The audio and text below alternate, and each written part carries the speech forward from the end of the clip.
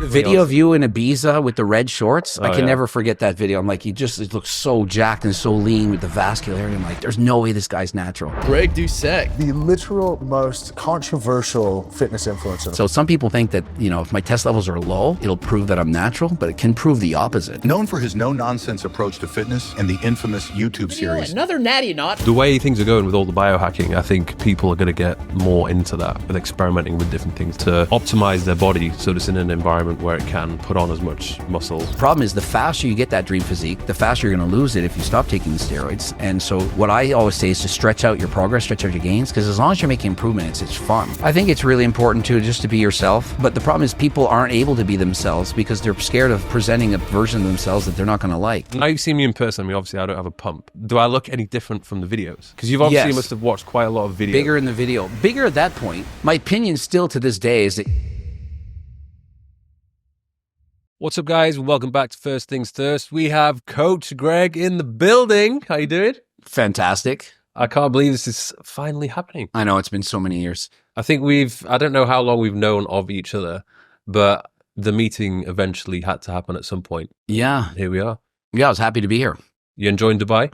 It's an amazing place. I wanted to move here. Yeah. Unfortunately, the exit tax of Canada was just too high, so I'm still living in Canada. So you're just going to stay there? Yeah, I can't see me leaving there now at this point. I just don't need it. Like, I don't need to leave. I'm happy there. I like to travel, but, you know. Well, I guess with everything that you do at the moment, it can be done remotely. You don't necessarily have to be here, there, I could be in a dungeon and put out the same videos as I do. Most people watch my videos where I talk about other people. They don't really care to see me collaborate so much. It's not as exciting for them. I don't know. I think people still care. They say they do, and then I post a video and I get less views than if I just talk about some guy being natty or not. It's like, this is just what people want. Yeah. They love drama. Yeah. I guess that's just the world we live in. I was looking at your channel because I was trying to think, like, when did you actually even start? And it goes back to 17 years ago. That was your 2006 is when I first started putting videos up, but I'm going to be honest, I was just trying to show off. I was just really strong in the gym. I could bench press a lot, and I was just uploading bench press, squat videos and stuff. You were calling yourself Greg Mutant Doucette. Yeah, I don't know why. Mutant. I had Greg Natural Doucette for a long time, and then I went on gear, and then I was like, okay, I'm not that anymore. So then I was Coach Greg. Yeah. So what were you doing? were you a PT at that point? Like, I was a school teacher for 11 years. Okay. Then I got my master's in physical education and kinesiology, and then I moved out of teaching and just started being I became a pro bodybuilder, and I just pushed coaching even more. Yeah. So you were almost like just documenting the process and making videos that you enjoyed making. Well, what really happened was I was coaching everyone in Halifax, the city I'm from, and I couldn't really expand anymore. And I thought, I got to go global. So I started making videos in like 2011 about how to diet, calories and food labels, how to do that. And then I started getting clients from around the world. One guy was Ian Valaire, who became a Mr. Olympia bodybuilder. And the coaching just expanded, like tripled my business. And then the more I went viral on YouTube, I was able to charge way more money for coaching. Yeah. I quintupled my prices and had tripled the clientele. So I was making so much money coaching, it was absolutely ridiculous. And then I went into posting the cookbook, which sold 100 times more than I thought it would, and now I'm selling supplements. So at what point for you did you notice everything start to really change in terms of like the videos that you were putting out? Once I started making videos about famous people, like when I started talking about whoever's famous, I think that having a background in physiology and knowing different things, being a pro bodybuilder, dietitian, and all these things, not a registered dietitian, but like kind of an expert on nutrition, people are like, oh, he's saying this about that guy, he's saying this about them, and they kind of valued my opinion, and things started to go viral. That was like 2000, I can't remember the year, like 2017, maybe 16, 17. What was the first one? I think the Natty or Not on The Rock and Mark Wahlberg. I was just sitting in the kitchen, my phone's down, and I just said, you guys think The Rock's natural? You think Mark Wahlberg, are you kidding me? And it got 1 million views. Yeah. And so once I did that, I was like, wait a minute, I'll talk about other famous people. And then like Larry Wheels, like all these guys, and it just kept going viral. And I was like, I got the formula. Yeah. I'm going to make it. As soon as I got to like 10,000 subs, I said, I know I'm getting 1 million. Yeah. I just was so confident at that point. Well, yeah, obviously there was, you did the first one on me, which is the Mike Thurston and Mike O'Hearn. Yeah, that was nearly on 1 million views. The two mics. Yeah, they did really good. But the thing is, though, there was a change in your opinion because you made one and you were like, oh, I don't know, maybe he might be. but we don't know. And then there was the second video you put out, and you were like, nah, he's The definitely video on of you in Ibiza with the red shorts, I can yeah. never forget that video. I'm like, it looks so jacked and so lean with the vascularity. I'm like, there's no way this guy's natural. But now you've seen me in person. I mean, obviously, I don't have a pump. Do I look any different from the videos?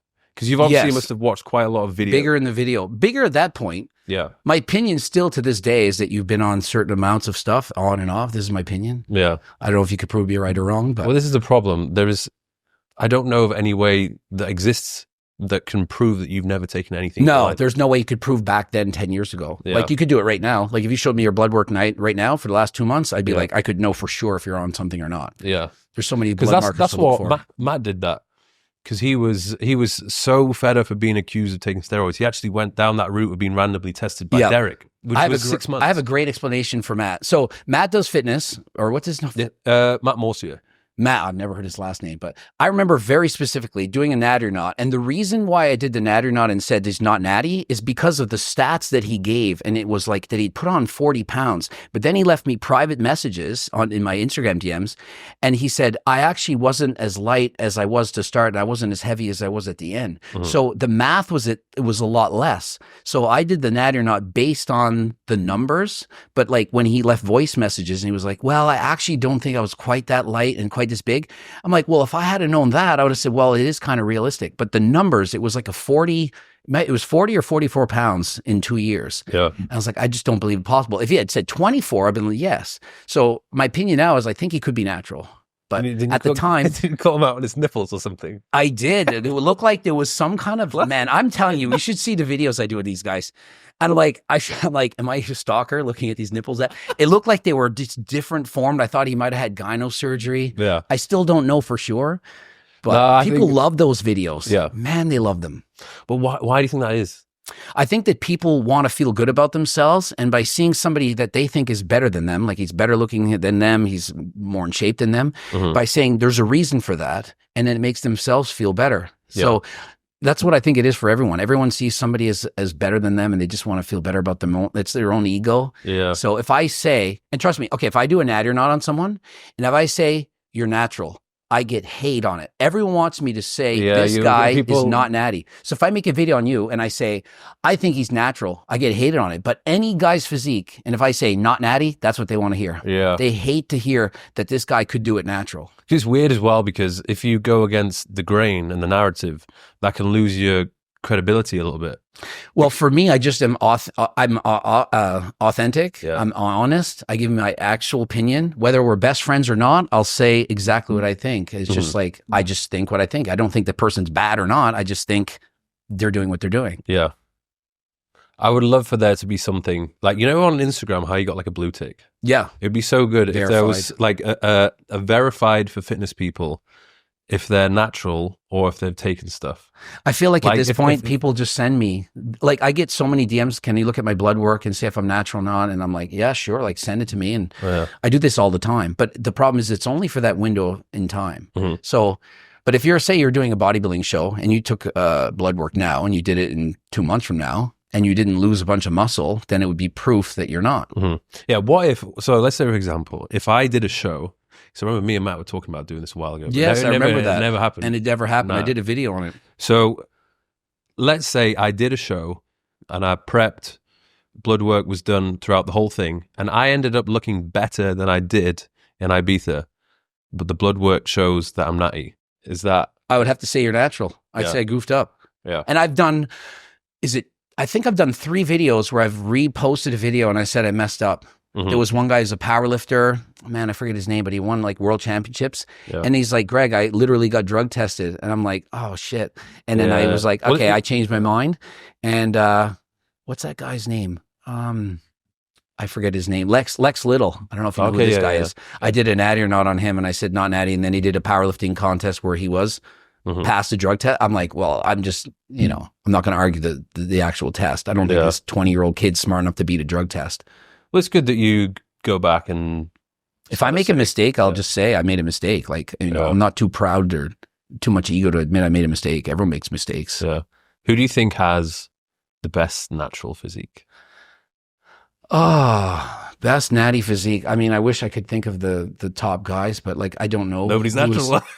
Man, yeah, I don't like off the top of my head. I can't think of who I think has the best natural physique going. But I mean, I made a video on the top 10, and I can't remember who I ranked as number 1. Yeah. But what is the best physique? Is it based on size or is it based on definition? It's in the eye of the beholder, I guess. It's like whatever you find appealing. Like for some people, it's the proportions. For me, I don't know. It's just like you know who I trained with recently, Kevin Levrone. When he was in his peak physique, like he had a sick physique. But it was obviously he's not natural. Yeah, I know. Okay, yeah. Obviously, did you ever see this guy when he was off gear, like a year or two after his like pro debut? There was a video of him, and he was in little speedos. I saw it went viral on YouTube. Kevin Levrone. He was 195 pounds from being like 250. He looks way smaller than I am right now. Yeah. 2 years after being that big, it's shocking how some guys lose more muscle than others. Yeah. But what are some telltale signs of somebody who is fake natty or somebody who's the hardest thing to do is that anyone can have a sign of something. So there's this kid, he's Hussein Farhad. He has 2-point-something million followers on Instagram, and is he the one with the broccoli hair and is like 22 or something. This young guy. Hey, I've met him before. Oh, you have? He's a nice guy. Yeah. So I do a natty or not on him. I said he's a fake natty because he made a before and after, and he's like 128 pounds or something. And then in the after, he's like 180. And he's like, I put on 44 pounds of muscle. And it reminds me of Matt Does Fitness. Yeah. And I'm like, he has some gyno, the nipple thing again. And then I meet him in person, and he's like, how can I prove I'm not natty? Just send me your blood work. And he's like, all right. And he does it like the next day. Yeah. And then I'm looking at the blood work, and I'm like, the blood work, it checks out in every aspect. I'm like, how do you explain this gyno? He's like, here's a photo of me when I was 6, and he had like the same thing when he was younger.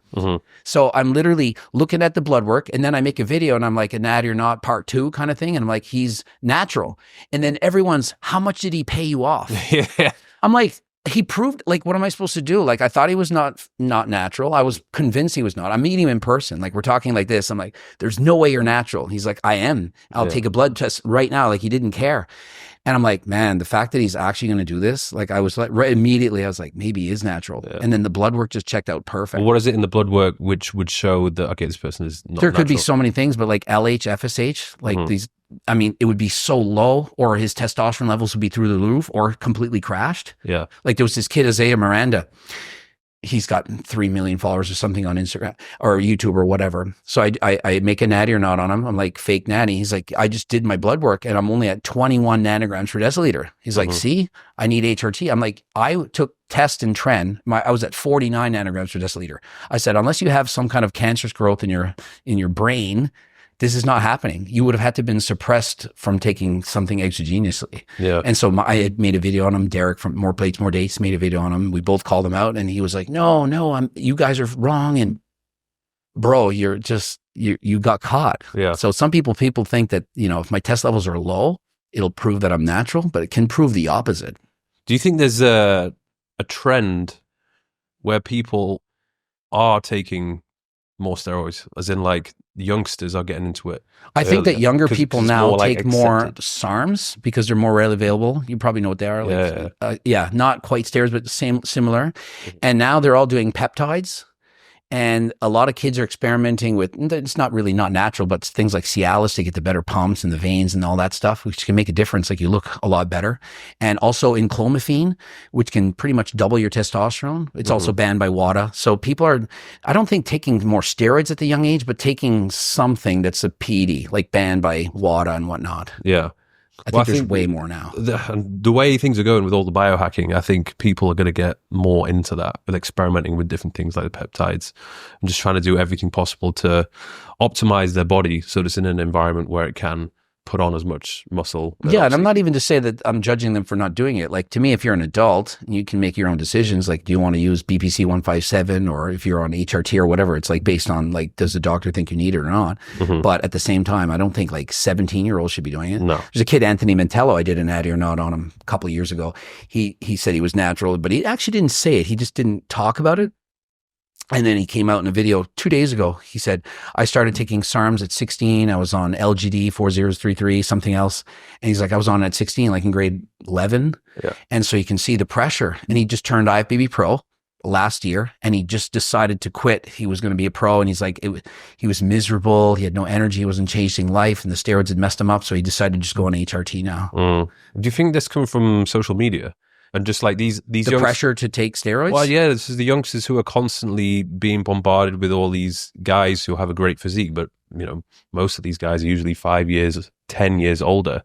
The sad truth is that the superstars in the fitness industry, I'm talking C-Bum, Chris Bumstead and Sam Sulek, to me are like kind of above everyone else, like Chris especially. Chris started taking steroids at 18, admittedly. And Sam Sulek, he doesn't openly talk about it, but we know he's been on steroids for multiple years, and they're just young kids. And so without even speaking about it, your physique is doing the speaking for you. If you're 250 pounds of muscle at 20, 21, and you have 5 million followers, and you see that, you're like, I want to be like Sam Sulek. You're going to make your hair grow the same. You're going to wear the same clothes. You're going to buy from whatever Young LA or whatever company they're sponsored by, and you're going to take the same drugs to get that look. And you see it as a road to success. Yeah.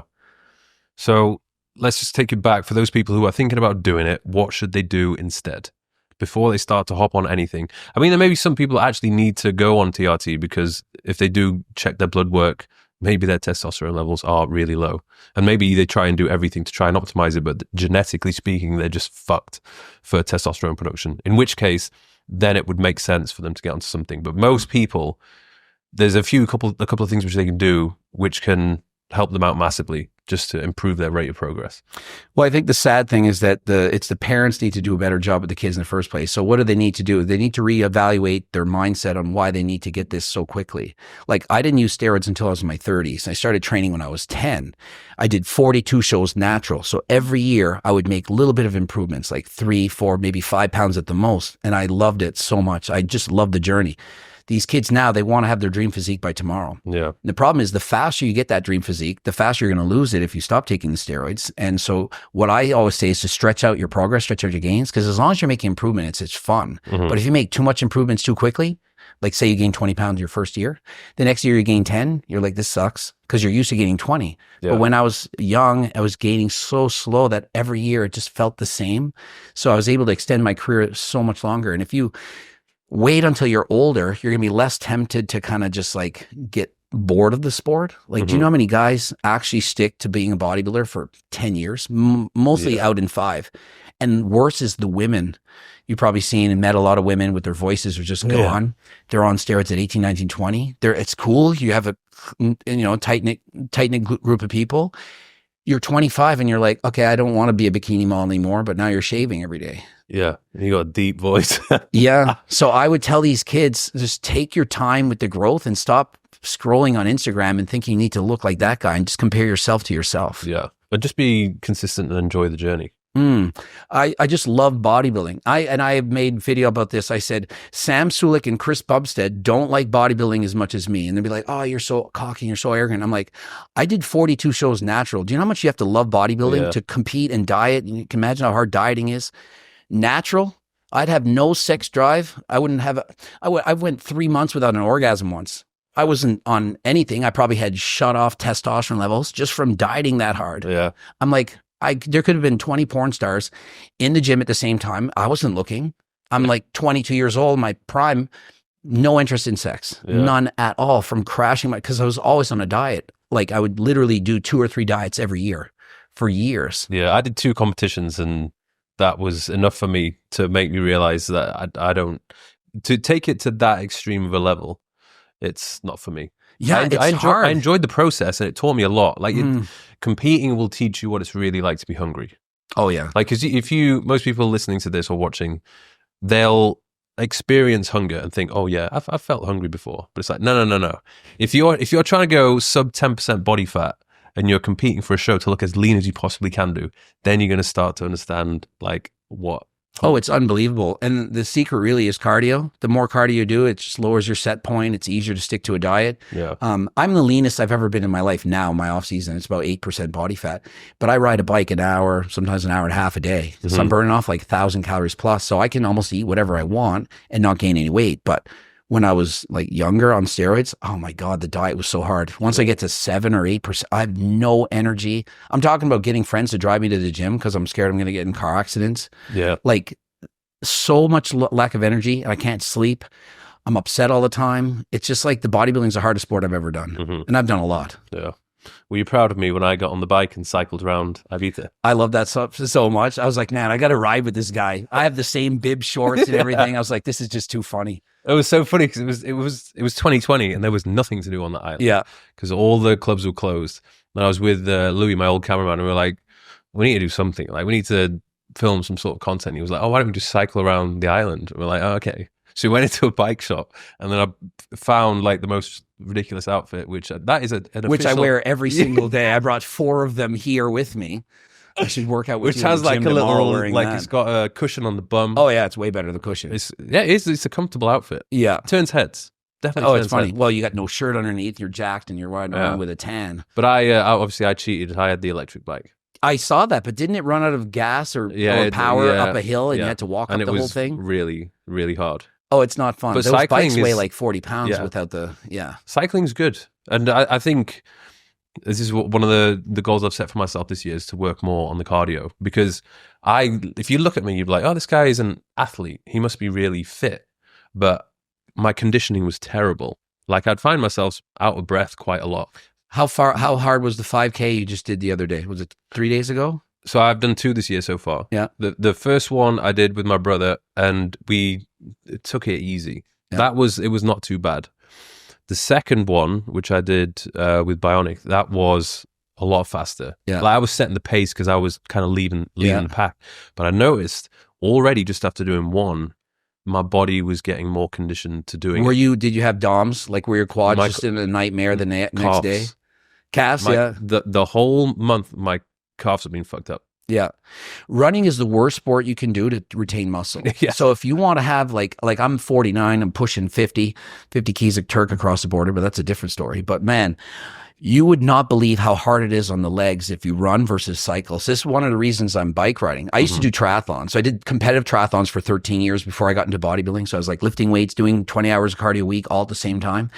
And I got out of the running and I kept cycling because there's no eccentric load on the muscle. So you're just kind of like turning the pedals, and you can go for an hour and a half and you're not sore. If I did a 5K with you right now, and I ride my bike a lot, I'm fit, I would be sore for 3 days. Yeah. And I would be just a jog.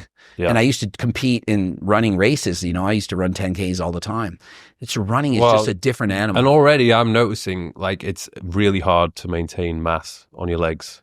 If you bike, you can do it, especially on various terrain. So if you get up mountains, like go up a hill and down a hill, it's essentially the same thing as squatting or doing a leg press, because this is what you're doing. You're basically going downhill, resting, and then a hill comes up, and you basically sprint up the hill for, let's say, 30 seconds or a minute. It's like doing a set of squats for a minute, and then you're resting again. So you're doing HIIT cardio on a bike, which is building the muscles, hamstrings, glutes, quads, calves, everything while riding, and then you're resting. So if you do that, your legs are going to be amazing. Like, some of these cyclists have quads like you wouldn't believe. Well, I've done in the past HIIT sessions on a, what would you call it? It's like it's just the bike. The one with this one? No, not just a regular not bike? the assault bike. It's the other one with the it's like a spinning plate. That one, an Airdyne bike. Probably you twist it to set the resistance. Yeah.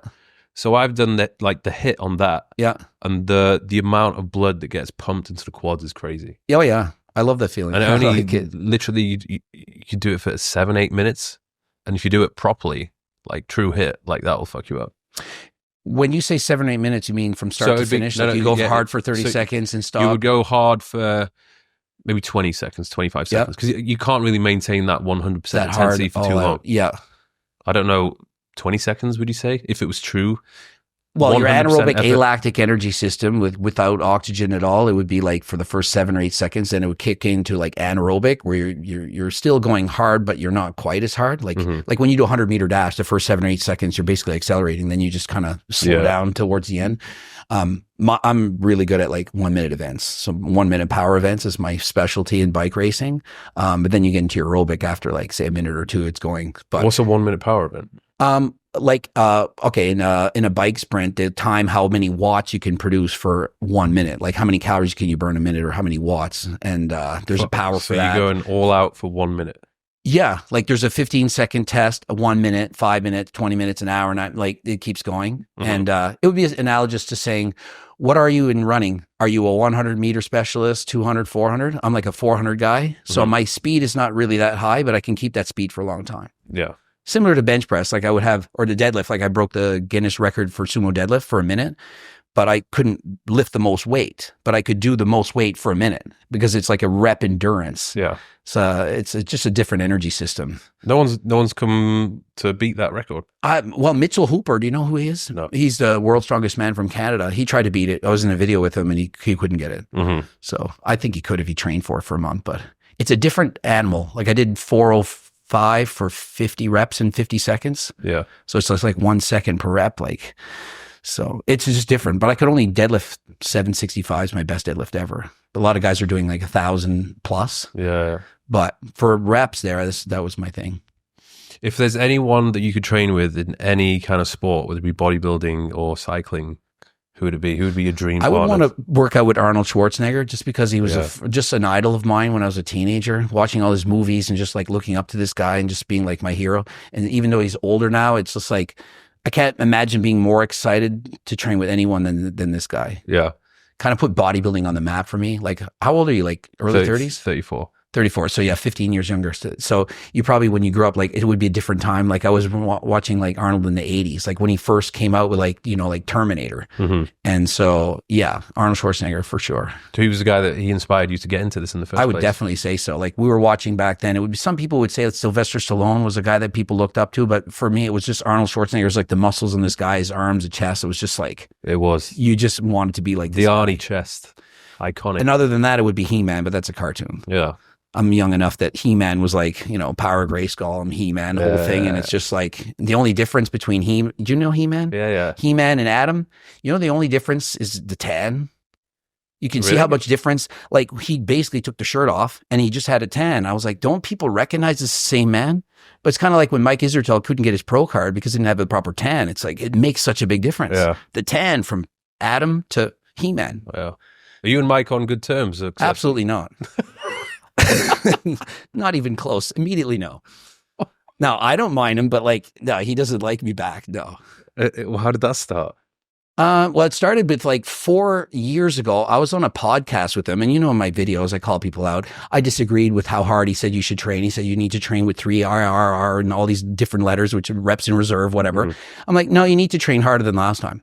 You need to go to failure. You need to push yourself. And so we had a debate about this. And in the debate, he was just being a dick the whole time, like just yawning and bored. And I was asking questions and being like a normal person trying to learn and let's have a discussion. And so at the end of it, he's like, I showed him how smart I am. I have a PhD. This guy's only got his master's. What does he know?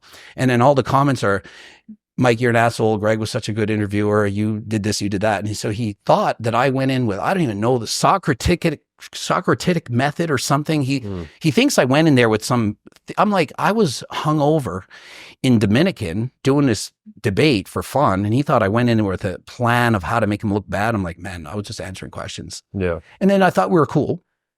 And he did like I posted 6 videos with me and him, like just like this, like talking back and forth about various things. And then he made a video saying that I lied about telling everyone that I'm a doctor, but literally I have a shirt and I'm not a doctor. Like my first 500 videos I would start with a disclaimer. I'm not a doctor because I was trying to not get in trouble for making videos about gear and stuff. And then he met me in at the Arnold's and basically ambushed me and he's making fun of me the whole time, making fun of my voice and, you know, the whole thing. I'm like, I'm just going along with it. And I'm like, then he started calling me out in videos. Like, what did he say? He said I'm a sociopath. There was so many different things. I'm like, bro. And so I just started showing what he said and then saying, what do you guys think? And so to this day, it's basically my channel's meme. We just enjoy talking about Mike. That's a shame because I like both you guys. And you know, when you like, you have a good relationship with certain people, but then they just bash heads with each other. It's kind of like, oh. Okay. But for me, like, if Mike said, Greg, I just watched your video and it was, I thought it was funny, I'd be like, cool. Like, I don't hate anybody like in fitness, but like for the audience, it's fun to watch. Like, but it's mostly me. It's mostly my side on him. Like he'll make one video where he says something about me and I'll make 10 back. Yeah. I'm just that guy. Well, it's weird because when you made the first video of me, I was like, okay, fair enough. When you made the second video, I didn't like you. Yeah. Oh, I don't expect anyone to like me when I make these videos. Guy. Yeah. But I think I matured, and then I was like, you know what? I don't care. Some guys like, do you know Togi? No. Togi he's got like, I don't know, maybe 1 million followers. This guy is a degenerate gambler and he promotes steroids to kids and did all these things. I've made probably 15 videos about him, like all bad, like just saying this is a horrible influence. And he's like, Greg's cool. He knows what he's doing. He's a businessman. All my haters gather in this one platform. They all hate against me and they make me more popular. Yeah. So he's smart. He's only like 22, but he knows that it's going to help. The more I thought about it, I understood it, because I was like, okay, this is just what you do. Like, you review other people in the fitness industry. So the fact that I'm like coming up in the videos, it's a good thing, because like, if I make 10 videos about you and I'm like Mr. Thirstman, Mr. Delicious, Mr. This, like I'm trying to give compliments and just trying to give my honest opinion, because if I don't say what I think, then I'm not authentic and then I lose my credibility. So overall, I think I probably said all good things about you except for not being natural. Yeah. But if you think of it, if you're actually natural and I say you're not, that should be the biggest compliment in the world. Yeah. Because imagine say, well, I mean, look at this guy's mid physique. This ain't impressive. I think he's natty. I think the thing that's the most frustrating for me is people can think what they want, but I don't like it when people are like, oh, you're a liar. Like, you're scamming people or you're deceiving people. I mean, honestly, I feel the same way. Like, because a lot of people say I'm a liar, I'm scamming. I'm like, I'll post a photo of myself and they're like, you're on steroids, you're on this and that. I'm like, what do you, but I'm at the same time like, okay, but that's a compliment. So I have to remind myself, like, what, you posting a picture when you were natural? Or oh, absolutely. Yeah. I've like probably in the last 3 weeks, I posted 3 throwbacks and there's no way you're natural. I'm like 156 pounds in this photo. I'm 165 in this one. I'm 168 in this one. There's no way you're natural. You said this guy isn't natural and you look way better than him. I said, I didn't say it's not possible to look like that. I said, I did it and he didn't. It's just like, but you know, it is what it is. Well, yeah, I think I was observing how Matt went through the process when Derek was doing the random testing. And then he literally made the videos, was like, look, I've done everything that I can possibly do. Yeah. Like, I am natural. And people were still like, nah, they're not. They're never going to believe it. With Hussein, I did the same thing with him. Like, you know, I said he's not natural and it gets like 400,000 views in like 2 days. And then the next video, he's proven to be natural and they just hate it. And even to this day, like he still gets like, you're lying, you're an ass, look at your gyno on the whole thing. And I'm like, it's just compliments. He offered $50,000 to anyone, test him at any time. And if he fails, he give him $50,000. All they do is pay for the test. No one's still coming up with the offer. Do you feel like, so I noticed this a little bit, when somebody starts to get really influential and build a really big following, they start to get people wanting to attack them and bring them down. Yeah. It was like that for me. When I went from like 10,000 to like, I'm going to say like close to 1 million followers, I feel like I had a cult-like following that would have like, I could have said a mistake on purpose and they would have defended me. It didn't matter what I said, they would all defend me. Then from like 1 million to 2 million, it was like, Greg sucks, Derek is better, Greg this. It was all this like hate. It's kind of like the stock market. You're kind of up and down. Yeah. Or I feel like in the internet, I feel like I play like wrestling. I feel like I'm Hulk Hogan for a while and then I'm the bad guy and then I come back. It's like up and down. And I'm on a positive wave right now. People like me now. Yeah, because if you could make a video about someone and it could be someone who has like, I don't know, a genuinely good person with a strong fan base, and then they'll come and attack you for making a video about this person because they have their own. Yeah, for example, I'll get a good example. Noel Diesel. Yeah. Does anyone ever say anything slightly negative about him? Not that I've seen. Just this guy. So Noel Diesel, and I'm like, I like this guy. I met him in person. He's so genuine. Like, he's just a super nice guy. But somebody wrote on his comment section and said, yeah, but what would you look like without steroids? And he says, oh, and he does his little video thing with the 1 minute. And he's like, and he's flexing the arms. He's like, I'm off steroids now. It's been 8 months. I had an operation. I stopped taking steroids. I'm just on TRT. He says that at the end. I'm like, you really think you would have 260 pounds of muscle? That's a lot. An IPB pro, if all you did was a TRT, like you're on steroids for whatever amount of years, 15 years, let's call it. And then you stopped and you lowered to TRT. And I'm like, what is your TRT? You didn't say 200 milligrams. You didn't say 300. You didn't say test, DECA, and GH. And so you didn't say anything, but you said, look at my physique natural, basically a humble brag about I'm 260 pounds and I'm not on steroids. Testosterone is a steroid.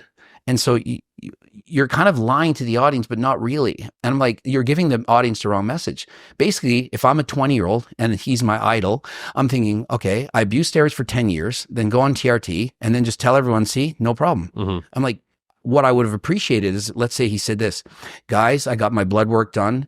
My HDL was fucked. My LDL, so bad. I didn't want to die 20 years younger. And I decided to lower my dose, and I'm on 300 milligrams a week, prescribed by my doctor. I'm trying to be safer now. And I did so because I had poor body image, poor self-esteem.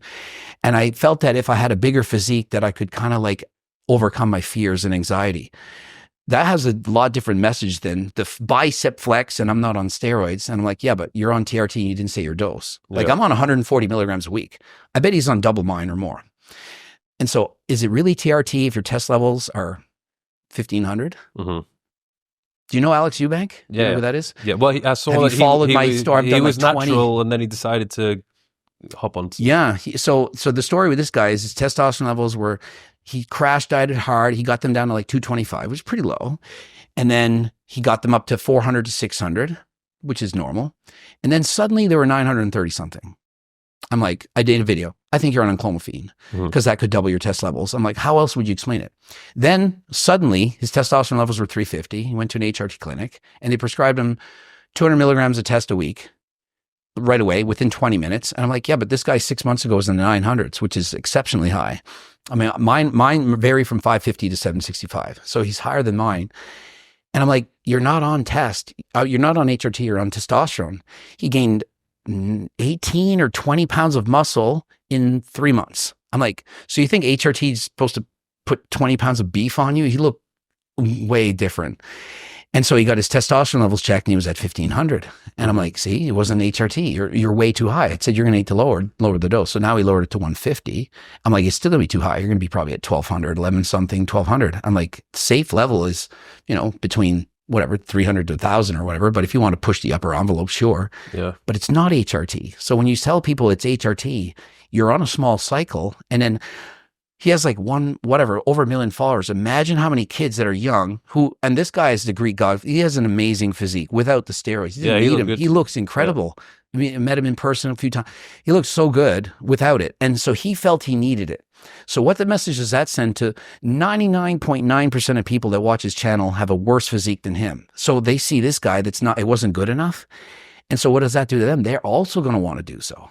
Yeah. So I just feel like it's such a dangerous move because I know it's not his job to like police kids and be like, don't do this and don't do that. But being a role model and influencer to so many people, I feel like it's a dangerous precedent to start. I'm 25 and I'm on HRT because I just want to be more jacked. It's like, it's like, but he's being honest about it. So it's like, I understand both ways, but it is scary for me to see that happen. There was an interesting soundbite from that video you did with him. Do you remember? Oh, geez. I've had so many sound bites. I'll play it. All right. Mike Thurston is gay. Is he actually? And he pays girls to be in his videos to make it look like he's straight. What makes you say that? Everything about him, 99% sure that he's gay. Straight or not, Mike Thurston. And then he had to introduce his cameraman. His cameraman might be his partner, like based on what he said. I'm the biggest supporter ever. So I'm like, and he was. Why does he just say it? But like, I mean, it doesn't matter at the end of the day. Mike Thurston. I remember that so well. I'm like, that's such a reckless thing to say. I said, this guy's going to hate me for this one. And I remember saying, I'm like, and I mean, to be fair, I thought maybe this is true. Am I on to something? How did that come about? Like somebody sent me a message and said, I think they suggested this to me. And I said, that actually makes sense. Maybe it's true. I don't see him with any girls. So maybe this is what's happening. But I mean, and like Noel is gay and he doesn't talk about it. And I'm like, what if he's gay? And if he is, well, why does he say something? Yeah. So you're not gay? No. Why not? Because I'm not gay. maybe a little bit. Not even a 3. Not Mike Israetel gay? No. Because Mike Israetel is married. Yeah. And you probably have, you know Mike Israetel. Yeah. Have you watched I did a podcast with any of his videos ever? Yeah. They're funny and he makes these funny. Has he ever made a video without making 10 gay references? Now, if he is, but I think it would explain everything. Yeah. Well, to be fair to you, when my old cameraman and me were traveling around and working together, there was some people that would think, oh, you guys are a gay couple. Because he's like a good-looking guy. Well, you're a good-looking guy. Yeah. And then you're fashion, you dress well, and it's like, okay. Yeah. And so somebody sent me this message. I forget what, it was an Instagram DM. Yeah. And I was like, oh, maybe. And I was thinking, and I was like, maybe it's true. And I was like, it'll definitely be funny in a video. Yeah. So, Well, it got like racked up some views, that one. but unfortunately, it's not true. But So Mike, the comment section is funny for sure. so but- Mike Isertel's, I'm sure, highly disappointed. Yeah. I'm sure he was hoping. The reason why I don't post skills is to keep that part of my life secret. Because there was one time where I was very public with the relationship that I was in when I was in Dubai when I first moved here. Yeah. And it was a disaster when we broke up. Well, it is true. If you like, I'm well, she's somewhere in here, but I've had her in a few of my videos, and it's like for starters, she was my escort, and I was paying for her. And how would any younger girl want to be with this guy? I'm 49, she's 34, and I'm like, well, she's an eye surgeon. She makes a lot of money. She doesn't need me to pay her. But yeah, that was going viral. People were like, they'd see me in Miami with her. Who's that girl and the other girl? I'm like, she paid this other girl to be her hairdresser because she's doing a photo shoot. Yeah. So I had a lot of stories. To this day, I still read every single post. There'll be a comment saying, how much do you have to pay for her? It's like, hey, he's rich and successful. He doesn't care about the money. And I'm like, she's an eye surgeon. She's got her own money. Yeah, because your ex was in a lot Allie, of videos. my ex, I was with her for like 11 years. We had the zoo with the animals and the whole thing, and that was a crazy breakup. Yeah, but this is the thing. This is exactly what I mean. When you're very public about being in a relationship with someone online, and then you go through a breakup, the whole world is basically watching this breakup. And it's not easy. I mean, I imagine it wasn't easy for you. It wasn't easy, but it also, I mean, it had to be done. But like, I wouldn't stay with somebody just for the YouTube content. Yeah. But like, a lot of people get messed up over these things. Yeah. But my life's changed since breaking up. After breaking up with her, I started reading so many books, like, and the Manosphere, and like, just, I don't know if you read a lot of books like this, Attached and Hold Me Tight and Jordan Peterson's books and stuff, like, and it just changed my whole perspective of the world. And I stopped watching TV because we used to watch TV and just like, you know, like the 90 Day Fiance and like the Love Island, and just sit there and I'm like, I'm like, why am I watching this? How is this progressing? Yeah. So I break up and I start learning Spanish. So I'm on a 345-day Spanish speaking streak. So I'm learning my 5th language. I speak Japanese, and I got all I speak Gen Z fluently now. I'm like a 17-year-old. And so now Spanish. So I got the Spanish on the go. I'm reading books. I stopped watching TV. I'm traveling the world. You went on a lot of trips. Oh, I've done tons. Yourself. Yeah. It's fun. I saw that and I was like, nice. Yeah, I having a good love time. getting around. Oh yeah, I'm the happiest I've ever been in my life right now. People are like, you're having a midlife crisis. I'm like, no, I'm just like waking up to the world and seeing what's out there. Yeah. You've never done it before? What's that? Just going around, having fun? I mostly I would go down to like a resort in Mexico or something, but like when you were, did you ever have that phase when you were younger? No. I was, I went to university 4 years. I was a teacher at 22 years of age, and I wouldn't travel. I didn't go on trips down south. I didn't do anything. I just bodybuilded. I was literally like doing 3 diets a year while being natural and just doing all the cardio and the triathlon. So I was just like a sports fanatic. And then now I just was like, this is exciting. This is fun. Just exploring the world and doing different things and just living my best life. Yeah, for me, it didn't happen until, I mean, I went on my fair share of trips, but I think it was until 28. I was like, right, okay, this was after a breakup, pretty hard breakup. And then was in a position where I actually had some money for the first time. Everything was all online. I was like, hey, let me just go fucking travel and experience some things. And when I was your age, 30, you're 34, right? Yeah. I hadn't even met Ali yet. Yeah. So you're just a baby. Yeah. You got so much more years. But I'm glad that I discovered what my life is about now, because it's like I know more what I want. I know what I don't want to, which is just as important. Mm-hmm. So even a failed relationship teaches you a lot. It teaches you, I don't ever want to do that again. Do you know what I mean? I know I want this and I want it to look like that, and I'm not going to settle for anything less. Yeah, because every relationship I've been in, it teaches me something. Absolutely. About like because every relationship, every woman has something new that I've never experienced before. And I was like, hey, like that was nice. Mm-hmm. But then there's also some bullshit that comes with it as well. And it's like, actually, but I really did not like that. And maybe a couple of those things accumulated and it was like, this is not going to work out. Yeah. It's also a lot on me too, because if you let it happen to you and they're treating you a certain way and you're letting it, it's kind of your fault for letting it happen. Like you teach people how to treat you. Yeah. So if you don't want that, then you have to speak up and stand your ground and be like, well, this is not something I want to be part of. Yeah. So did you, what were some of the, for you, like red flags and things that you just don't like? Because you said now you know what you like and you don't like. What a couple of things you know you don't like?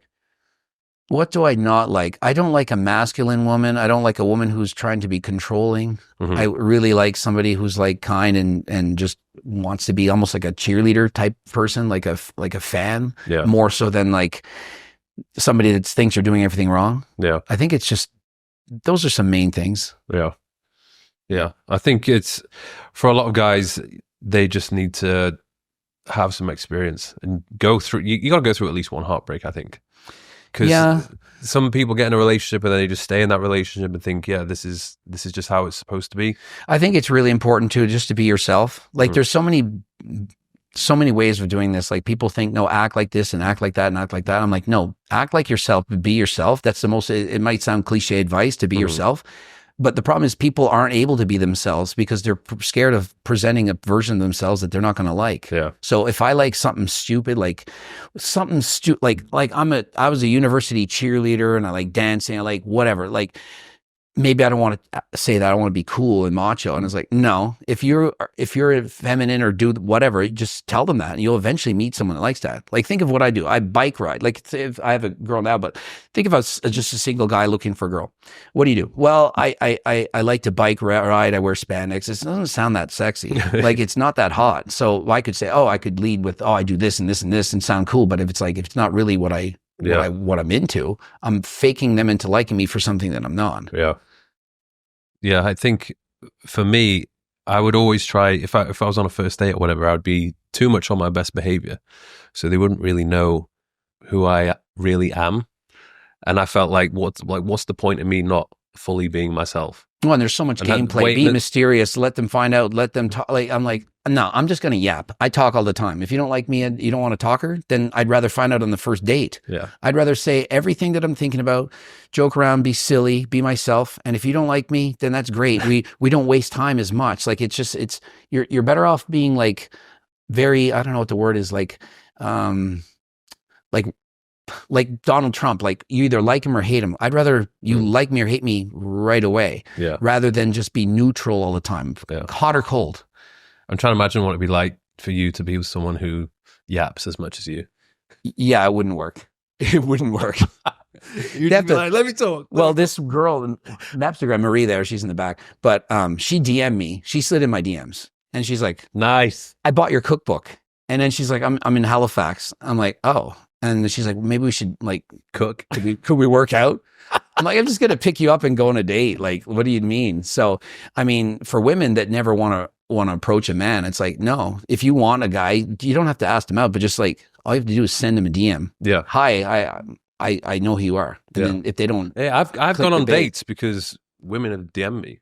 Yeah. If they didn't DM me, I would have never known who they are. And Instagram is the new dating. I used to try those, like, I don't know, like Plenty of Fish sites and the Hot or Nots. And like, I did a lot of those dates, but it's like now you don't need to swipe. You don't need Tinder. You just need an Instagram profile. Yeah. The best way. And you've obviously built up your social status. Like people kind of know who you are now. So that kind of helps. Well, and if I went on a dating site, I'm 5'6" and I'm 49 years old. Yeah, no. Swipe left. Next. Most women have their height profile set to at least 5'9", 6 foot probably mostly. So I forgot about that. There's actually like a height filter. Oh, it's a thing. I did some research on this, and actually at my height, you have to make $230,000 more than somebody who's 6 feet tall to be equally desirable in the eyes of a woman. Like you just line everything up. Like you don't have a picture, you don't have anything. Just this guy's 5'6" and he's 49. What do you want? This guy's 6 feet tall, and it's an income $230,000 more to be equal. So if you're short like me, you got to be rich. Fuck. Do you think that was one of the, apart from getting your pants pulled down and taxed aggressively in Canada, do you think the height thing also motivated you to want to make more money?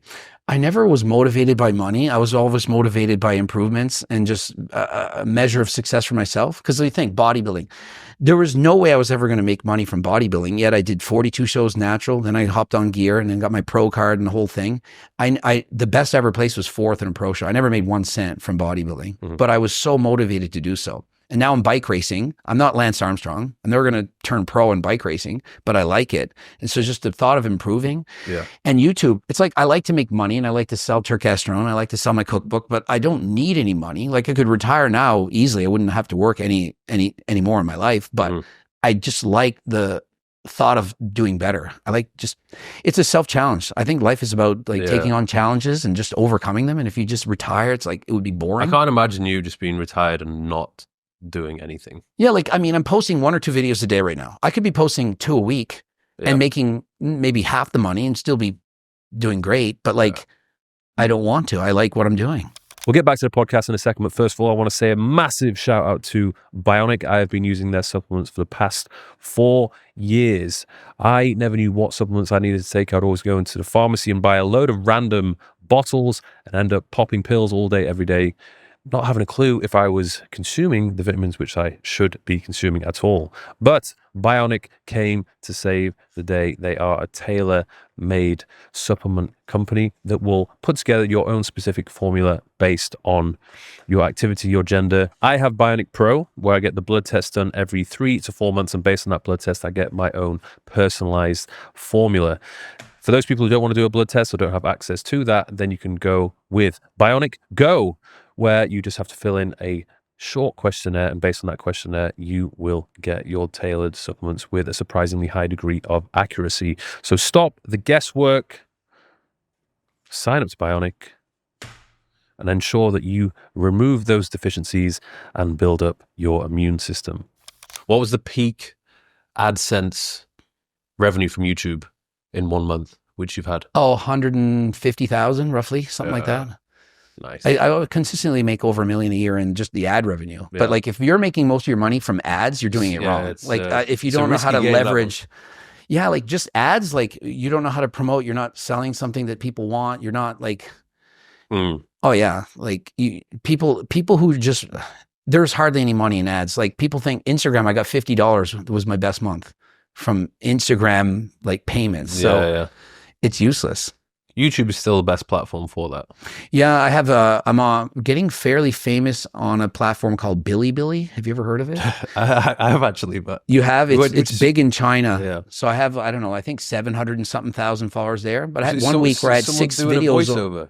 No, I have my own voice, and the translator does the words on the bottom. But I'm told I speak with very simple words. I'm like, is that an insult? And they're like, no, you pronounce well simple words that most people understand.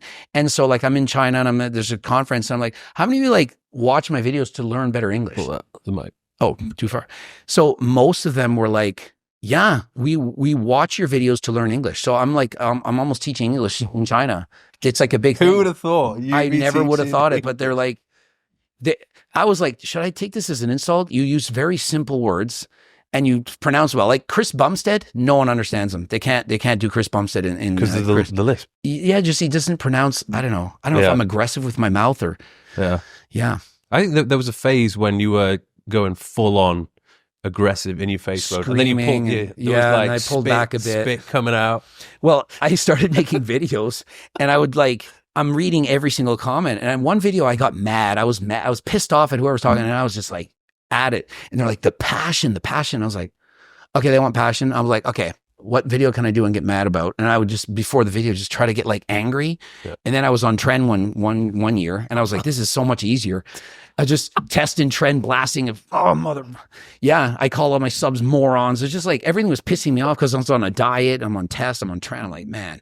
So that's the secret formula. That was the secret formula. formula. You want more passion, guys. Oh my God. So so my videos now on HRT, I've calmed down a bit, I think. Yeah. So take me through the formula of how you make it work, because I don't know if you're doing 1 a day or you're doing 2 a day, but you've been doing this consistently for years, which no doubt is one of the reasons why you've been obviously so successful on YouTube. What's the process of you doing it? The hardest thing is finding videos.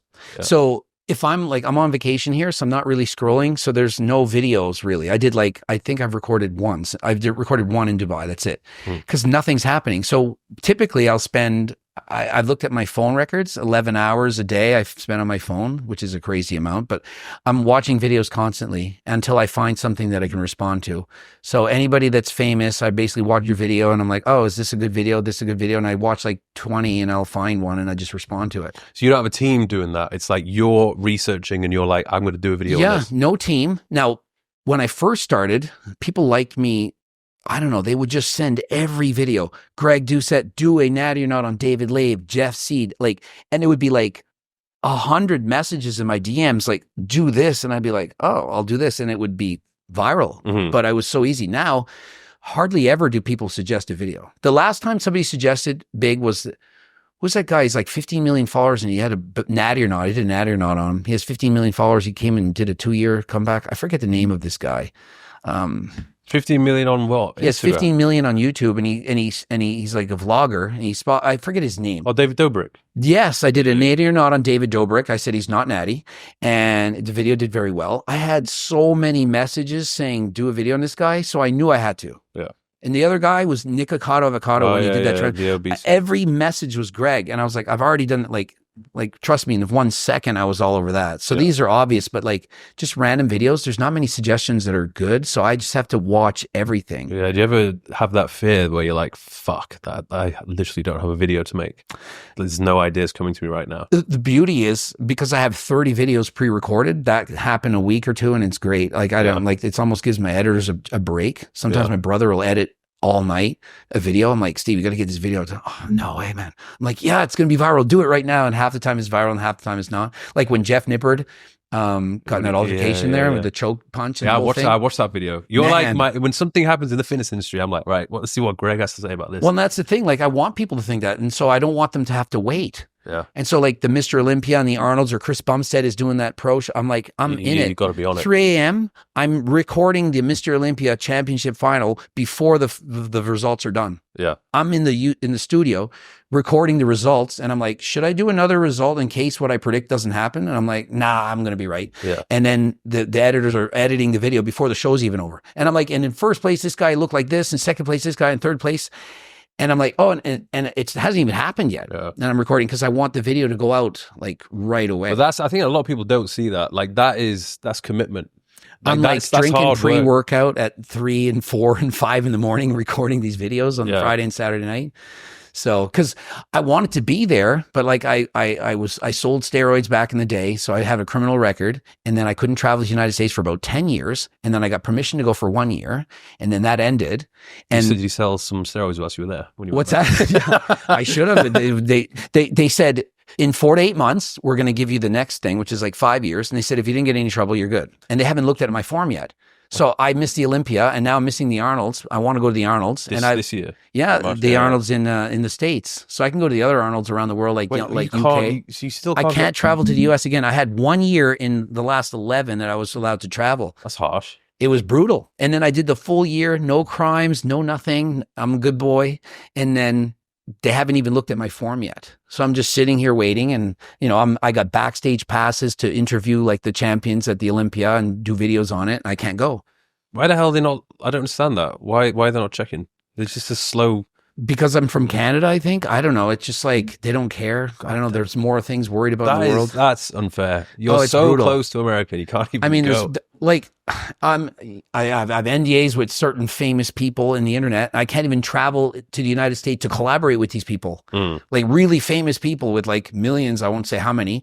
And I'm like, you guys, you know how much you're ruining my business? Like, I'm not that anyone's going to feel bad for me, but like, you know, if you're going to say something, then say it. But yeah, because a lot of people pass through the US, but less people are going through Canada. Like I'm planning to do a tour on that side of the world, and I'm not really thinking of doing Canada. I mean, I'd like to go, but like the US is the priority. That's where everybody is. A lot of people in the States don't even make it to Dubai. Yeah, it's very far. Yeah. How long did it take you to get here? Well, I flew to Montreal, which is where Marie's from, and that's like a 2-hour flight, and then it's 12 hours direct, 12 and a half hours. Yeah. So talk to me about the rise of you and your YouTube and how you started to monetize everything. Because you said I guess the first product you had was the cookbook. Why did you decide to do a cookbook? I was coaching people, and I didn't want, like, it was suggested, you should make a cookbook, because I had all my recipes, and they're getting like 100,000 views on the recipes. They're like, this is so great. Do a cookbook. I'm like, I'm famous. These were videos you were doing on YouTube. YouTube videos where I'm making like anabolic pizza and then like the anabolic ice cream on the head. I had like, I don't know, there's probably like 20 videos how to make like a peanut butter and banana sandwich, like just anything to teach people how to make like high protein recipes. And they're doing really good. And I'm famous for my recipes because back in the day, everyone ate chicken, broccoli, and rice. It's not like today was like ghee Hughes barbecue sauce and low calorie condiments and all this stuff. Back in the day, it was like you had to eat chicken, broccoli, and rice, or you could substitute tilapia, or instead of broccoli, it could be asparagus. Like it was just the same diet. Yeah. And then on my diets, they were eating peanut butter and banana sandwiches, and they were eating popcorn, and they were having French toast and pancakes. And all my athletes were like winning all these shows, just shredded. And so I started going viral for being like a famous coach, getting guys really lean. And so people are like, make this cookbook. And I'm like, oh, if I make the cookbook, then they're not going to hire me. I'm charging a lot of money so I'm making like $750,000 a year as a coach. I'm like, if I put out this video, or this book, then I won't be able to get as many people to hire me for coaching. But I didn't know the book would sell that well. Yeah. So I was like, oh, I guess I don't need to coach people now. I'll just sell the book. So then I raised my prices even more. And now I only coach like a couple people, and I do like one-time plans. But I basically doubled down on making videos and then just pushing the product. The same thing happened with me with my app. Like at one point when the YouTube was taken off, I was doing one-to-one coaching. Yeah. Primarily online because the demand was there and the money was good, but it was just sapping my time. Like if you're going to be a good coach, you invest your time into each client. Like I would speak to them every week through Skype, but I was like, this is absolutely killing me. I don't have the energy to do anything else. Yeah. So then I transitioned, brought out the app, and then when the app started making good money, I was like, I'm not going to do the coaching. It's too much. And then your time per hour, I couldn't even tell people how much money I'd have to charge per hour in the gym. I was like, I don't want to embarrass them. Like, I know they're not going to be able to afford, like.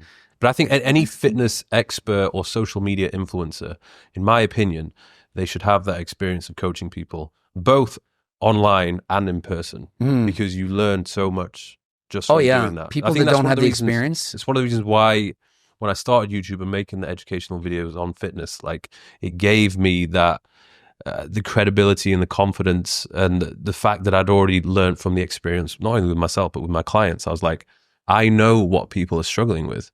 So I can literally get straight to the point and tell them, okay, if you're struggling with this, you need to do this. Yeah. And that's why people are like, oh, fuck yeah, like you break it down so easily. And I'm like, yes, because I'm speaking to the camera like I'm speaking to a client of mine. And that's how I treated it. And I think that's why it did so well. But most people now, especially teenagers, you see like 18, 19-year-olds online PT. It's like, yeah, I'm like, you don't have the experience or the education. You're just famous. And I'm like, why would somebody want to take advice from you? You don't have, just because you're young and good looking. Like, I just don't get that. Yeah. I'd rather take advice from some 60-year-old guy that's out of shape, that's proven what he's been able to do for years, that's worked. Mm-hmm. How do you decide who to coach now? You say you still do a little bit of coaching. Oh, I have full-time clients, but it's almost, I feel like I'm more of a life coach. Yeah. They might have the little diet plan at the start, but it's like, then the calls are like, what should I say to this girl?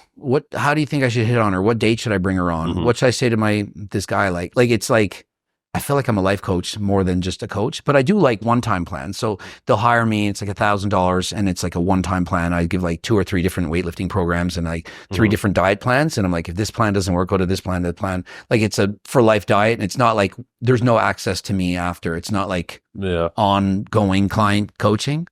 It's interesting because I think a lot of guys in particular, they want to get in shape because they think that's going to help with the dating.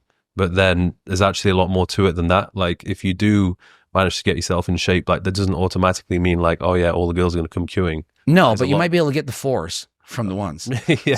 So like the first advice, somebody trying to get girls, I'm like, at least look good. Mm-hmm. Like, hey, I'm 5'6", but at least I have muscles. At least I'm not fat. Yeah. Like if you're 5'6" and you're 300 pounds, well, what are you going to do? You got to have like one of 3 things. You have to look good, you have to have money, and you have to have game. You'll be able to talk. Mm-hmm. And if you have 2 out of 3 or all 3 out of 3, well, you got it made. But if you have none, what are you going to do? At least look good. Yeah. Like at least dress nice. And the hair's looking good as well. It's not so bad. Yeah. Mine's still hanging on. Yeah. It's it makes a difference. I mean, like my brother's gone in the opposite direction, and there's some people who just kind of shave it and own it. But I was like, nah. I still want to have hair. Yeah, and you're so young too. Yeah. Are you doing anything to help? No, maintain? I'm too lazy. Nah. I can barely put cream on my face after I shave. Yeah. Like that's my max. I just don't have the time for this stuff. Yeah. But it looks good though. Thanks. And then after you did the cookbook, what was next? The cookbook sales were crazy for about 2 years, and then I started my own supplement company, and that took off. And yeah, that's what's going strong now. That probably 90% of my income comes from supplement sales now. Selling what subs? Most of the sales come from Turkesterone Mm-hmm. because it's authentic and real, proven real. There's been a lot of scam stuff. Some people are trying Turkesterone saying it doesn't work. And I'm like, yeah, but you're trying it from China and it's not even from the Ajuga turkestanica plant. Like there's an actual plant that's the one that works. And people are using this copycat plant, which is, it's not horrible, but it would be kind of like, I don't know if you know much about weed, marijuana, like you have like your basic like shitty weed or like a quad A, like top A grade. It might still work, the shittiest weed, but it's not going to give you the same high as the better stuff or top quality or an alcohol comparison. Like you're selling a $3,000 bottle of whiskey from whatever years ago versus just some shitty beer. Yeah. It's like they both might get you drunk, but they're not going to have the same quite effect. So that's the same thing with this plant. And break it down for me and everyone listening. Like why is Turkesterone so good? well, for me, and it's funny that people have different experiences with it, but for me, it gives me instant aggression in the gym. So I hate making these comparisons because as soon as you compare it to a steroid, they just freak out. And I'm like, and you wouldn't have taken this, but halotestin, it kind of feels like halotestin for me, which is it drives your aggression up and you get you stronger. And it feels like you can just go and attack the weights and makes you harder and leaner. That's what it does for me. Like as soon as I take it within a few days, I notice the difference visually. I can see it. It's a pill. Turkesterone is like it's from a plant Ajuga turkestanica. Hopefully I'm pronouncing it right. But yeah, we put it into a pill form, capsule form. It's just like, I don't know, call it a herb or whatever. But it is just really noticeable in terms of its effects. And it's on WADA's watch list. So it's not banned. So it's not a performance enhancing drug yet, but they also don't have the scientific methods to test for it. I think maybe at some point it might be banned, but it's not banned. Well, that's right going to be terrible for business.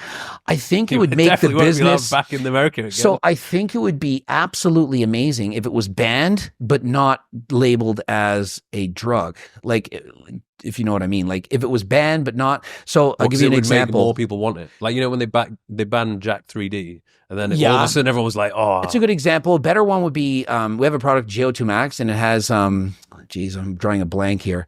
I don't know why I'm forgetting the name, but it was banned from the pharmacies were saying it was like a pharmaceutical drug and they just, do you remember what it's called? NMN. I don't know. I have brain freeze. NMN was banned by, I don't know, pharmacy, whatever companies that you couldn't sell it on Amazon and stuff. And so I was selling like, I would say between 6 and 10 bottles a day. And then it's banned. I was selling like 1,000 because it was like, holy shit, it's banned. Greg wasn't lying. This actually can work. It like makes, it's like people say it's like a fountain of youth, but it just increases endurance and whatnot. Yeah. Have you heard of NMN? I can't pronounce what it, and man, you have to look it up. This is like one of the top supplements. It's promoted by so many people, but that was banned briefly. And so the sales went through the roof because as soon as it's banned, people are like, oh, it actually does work. Yeah. Have you looked into gene therapy, like stem cells? I know it's I don't know much about it. I know that people go and travel around the world to do it, but I'm not an expert on it at all. I don't really know. I got it, was it a year ago? I think I got it, yeah. Like to recover from injuries or to make you look younger? Well, is that something we put under your eyes to get rid of the bags of your eyes? Like the doctor said it would improve your strength and it would give you more energy, but it kind of affects people differently. But for me, it's really hard. You know, all the things which you try, which I'm trying now to kind of like optimize health, you know, look good, feel good. It's hard to pinpoint what thing is responsible for what. Like, yeah. I'm just like trying everything. Like if you do 15 different things at the same time, you don't know. It's sort of like BPC 157, TB 500. These are like these injury prevention things. Well, if you use both of them, which one worked? Yeah. And some people swear by it and some people it didn't work. And I'm like, okay, if you have an injury and you take BPC 157 and it healed really quick, would it have healed quick on its own? So I think you have to look at what percentage of people are aided by this. Yeah.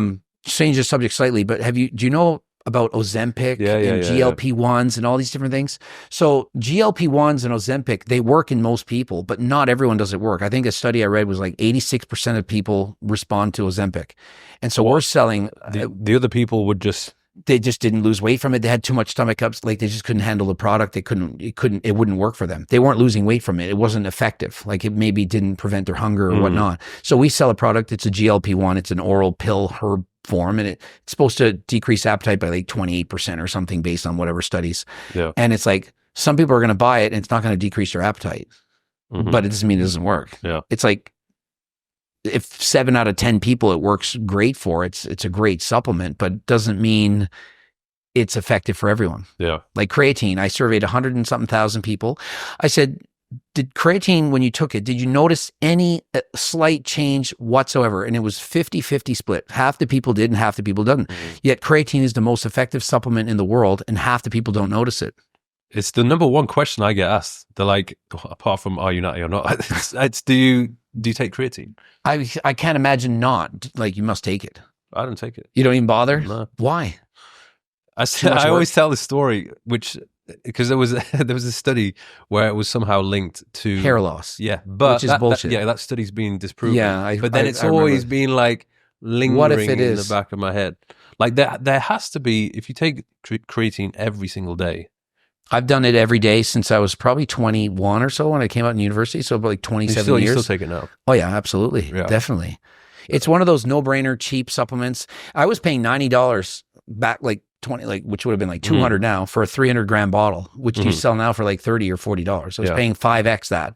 And I was like, oh my God, this is finally something you can take. Cause I mean, back then there was nothing that really worked. Yeah. Like we didn't even have protein bars back then. I would take caffeine pills like as a pre-workout. Like I didn't have anything. There's still so many people who it's on the fence about it. It's like, it's a no-brainer, definite supplement. Now, Turkesterone is way better than that.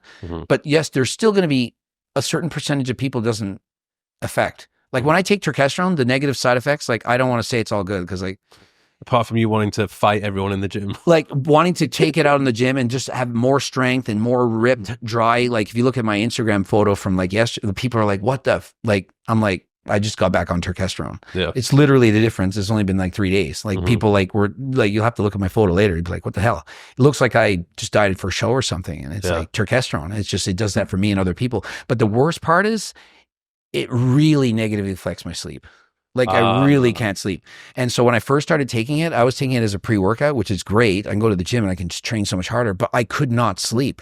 It was so bad. I was in Mexico and I was sleeping like 3 hours a day and I'm going to the drugstore and I'm buying like, what the hell was whatever knocks you out. What were those pills called? The ladder ones, the white ones. It's a drug.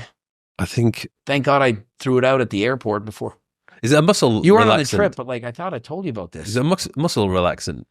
It was like Xanax or something. Yeah. It was. I literally could not sleep. I was like, oh my God, I can't sleep. I was sleeping like 3 hours max a day. I was like, what is wrong with me? And so I had to take a break from Turkesterone. Then I started back later and I took it in the morning. Now I only take it in the morning. And I'm telling you, like, I'll sleep maybe 5 or 6 hours a night instead of like 8. But you feel the same, like you don't need sleep. Yeah. I gave it to a famous cyclist and he was using it. And he's like, Greg, like, what is this stuff? He's like, I normally sleep 8 hours. I'm sleeping like 4 or 5, but I feel like I'm good to go. Yeah. I'm like, yeah, I'm like slightly concerned about it, but like the studies say that it's safe. Blood work comes back safe. But like when you take Halo, you're more aggressive and it just prevents you from, I think, sleeping as well. You're more wired. Yeah. And so some people are like, oh man, it gives me so much energy. I don't know if you knew this, but I have narcolepsy. I did not know that. So I have narcolepsy and I take that, it cures my narcolepsy. So I would fall asleep. If you would have followed my ex's stories, every day she's posting clips of me sleeping. So everyone would be like, oh, you're awake now. It was just like a big joke. But I'm like, I have narcolepsy diagnosed from a neurologist and stuff. You randomly fall asleep. All the time. I go on dates. People see me like 15. Oh, I remember I went on a date with you. You fell asleep halfway through the movie. I'm like, yeah, I still do that. But with the Turkesterone, there's something about it that literally just keeps me awake. So it's almost like an aggressive, like I want to just lift really hard. Like I just want to attack the weights. More energy. I can go harder on the bike. So I think it's great. Now there's some people that are like, Greg, I'm taking 3 pills a day and it doesn't affect my sleep at all. I'm like, I don't know how. Yeah. I don't understand the people that you go out for dinner and then at 10 o'clock at night, they're just banging a coffee away. I'm like, how the hell are you She can do that. Yeah. She can drink coffee and go to sleep. My dad can literally do anything and fall asleep immediately. I think I'm the perfect guinea pig for drugs. Like when I was taking steroids back in the day, I would take like 10 milligrams of Anavar, which is like a girl's dose. And I go to the gym and I'm like, holy shit, I'm pumped. Every little drug that I take, I'm like wired. If I drink a cup of coffee, I'm good. Like I change. So I'm just really sensitive to things. Like other people will drink like multiple cups of coffee and you don't notice it. I'm like, man. For me, I have to have any kind of stimulant needs to be in the morning after 12 o'clock. Yeah. I stay away from it because I've realized now like I'm quite sensitive to caffeine. Yeah. I'm sensitive in a good way. Me and her, we did a life swap. So I had to spend her day and I had to eat her diet and stuff. And so she drinks 2 cold, do you know cold brews from like Starbucks? Yeah. That's the biggest ones. Rocket fuel, that. Oh my God. So I have a venti and a Trenti. These two. So this is my breakfast, a venti and a Trenti. I'm getting my hair cut and the hairdresser's like, man, what's going on? I'm like, the chair's like vibrating. Yeah, the shakes. And then 2 hours later, she says lunch. She's like, yeah, so here's your drink, and it's an energy drink. I'm like, what the? I'm like freaking out in this video. The video's hilarious because the whole video, I'm like wired on this caffeine. And then I had to the next day put a disclaimer. I'm like, I set a PR on the bike race. I was going crazy. It was just a crazy day. I'm like, just so you know, guys, I only slept like a couple hours that night. It was horrible, and I don't recommend it because like the video is kind of promoting caffeine like a lot. Like how many? Did you calculate how many milligrams? There's 330 in a venti. And I had a venti and a Trenti. Trenti's way bigger, so 330 times 2, 660, and then a bit more. And then 2 hours later, 180 in a energy drink. So 7, 8, 900, almost a gram. That every day. This is her diet, and she's an eye surgeon. I'm like, how do you your go appetite. to work and not like I mean, this is microsurgery on eyeballs. She's doing LASIK surgery. But she's like, I'm just used to it. But she did go to work one day, and she was throwing up in the bathroom between patients. She probably don't want to tell too many people about that one. So she's crazy. But yeah, but she did explain. She's like, yeah, the reason I drink all this coffee is because I don't have an appetite. Because I was making her lunch. We should go to work. I'm putting her a little lunch together and stuff, sending her off to work. And she's like, yeah, I don't even eat anything until like the afternoon. I'm like, why? She's like, well, I'm not really hungry. I'm like, the caffeine. Yeah, if you wanted to intermittent fast, actually, yeah, if you're having that much like iced Americano with a cold brew, are you still in a fasted state? Because it's not like it's no calories. There is a little bit of calories. I don't think 5 calories or something like that is enough to throw off being in a fasted state. But technically, you're not fasted if you're eating. Like some people are like, yeah, I fast. I just have like 20 grams of BCAAs. I'm like, but that's not a fast. It's like it's a carb and fat fast, but you're still having calories. Yeah. But I'm not a fan of fasting. Like if you want to fast to lose weight because it's calories out, that's cool. But I don't think that the benefits are like, oh my God, you're going to have this extra growth hormone spike that's going to build more muscle. I would argue the opposite for everything. Well, yeah, from what I've seen some people say, just generally having a lower body fat percentage will provide you with way more benefits than absolutely so much better. And I had this argument: losing weight with a bad diet is better than a very healthy, perfect chicken, broccoli, and rice diet if you're overweight. So if you said, I eat chicken, broccoli, and rice every day, and you're 30% body fat, like obese, and then I said, I'm 15% body fat, and I eat French fries and wings, and I eat candy every day, I'm healthier than you. If I'm at a healthy body fat percentage, even though it's from unhealthy food, I think it's better to be at a healthy weight, even if it's from unhealthy food. Yeah. I've argued that with people. I'm like, I can eat 1,000 calories of sugar every single day and be healthier than you because I burn off 1,000 calories on the bike. I'm just replacing it with sugar. No, it's just no way you can. I'm like, what? Why not? Yeah. Like, where's the argument? If I'm in a bike race, you're going to send me a salad. I need a candy bar. I need energy right now to go up that hill. Yeah. So as long as you're burning it off. Long as you're burning off, even if you eat junk, I think it's way better than not burning off, even if it's healthy. Well, from my experience, though, because I've tried the if it fits your macros, and I have noticed, like, visually, I look different. Like, my face looks different if I eat trash. Maybe you have, like, an inflammation or you're just allergic to certain foods. Or I think it's inflammation to the certain types of foods which I'm eating. So it's crazy because in a bodybuilding show, I do the pretty healthy diet. And then the day before the show, it's basically all junk. Like I'm eating cereal and candies and jams, and it's just like, it's a horrible diet, but yet I look great on it. One of the best I ever looked when I turned pro, I ate 5 pounds of food. It was all burgers and fries, like multiple burgers and fries. But that's the thing though, because I think burgers and fries I can tolerate. So because I was going heavy on the dairy the dairy and the You're processed perhaps sugar was lactose like, intolerant, I would imagine. I would like immediately just need to go to the toilet after that. Yeah. So my body was just Lactose not intolerant, used to maybe just can't have it. I can handle the dairy. It doesn't have any issues with me, but I know other people can. it. Yeah. What's your routine like now to keep yourself in shape? Because you're clearly still looking Man, it's funny. I used to lift weights like religiously 6-7 days a week. I had like the 4-day split, and then I went to a 3, and then COVID hit and you could hardly get to the gym, and I just started doing like a full body. And I've since then kind of gone with that. And the newest research is just saying as long as you hit like 10 to 20 sets per week, it doesn't really matter how you get it. So I do like the full body workout every 3 or 4 days. So I might hit like every week I'll hit chest twice, shoulders twice, legs, like by doing my full body every 3 or 4 days. Yeah. So instead of training with weights 6-7 days a week, I train with weights twice a week. So I do literally a third of the workouts that I used to do. And if anything, I'm getting bigger now. Yeah. Like the last time I came to Dubai, I just went to Oliver Brown store last night and I bought a bunch of clothes because all the clothes don't fit me anymore. I had to I actually bought this shirt from it. It's a size larger. I couldn't fit, especially the button up stuff. I couldn't even button the last 2 zippers. So I'm up like 9 pounds from when I was in Dubai last time. It's funny. I don't know if it's because you either learn more or you're just getting older and you understand your body. But I've also noticed there's like, you can almost do like the least amount of work for the maximum results. Like I've noticed I could probably maintain my physique now. I mean, I could probably do it on 3 sessions a week. You probably could do it on 2. I'm doing it on 2. Yeah. If you do your full body twice a week, like why would you need any more? Yeah.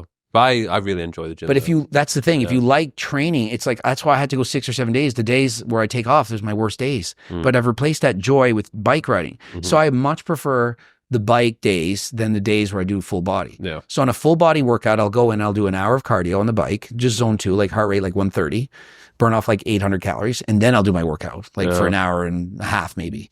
I've tried full body, but it doesn't like make me feel the same as doing like a back and bis or chest and tris. Do you need a lot of volume to get sore? Like if you did like 10 sets of back, you're starting to get what I've volume? realized now is I don't want to be sore because the soreness just means it takes more time for me to recover to then train that muscle group again. It's nice. It's a nice feeling being sore, but I know it's not needed in order for me to get the results I want. Yeah. But I think it's more so when you get to the point where you're lifting heavy weights, maybe you might be doing like 6, 7, 8 reps.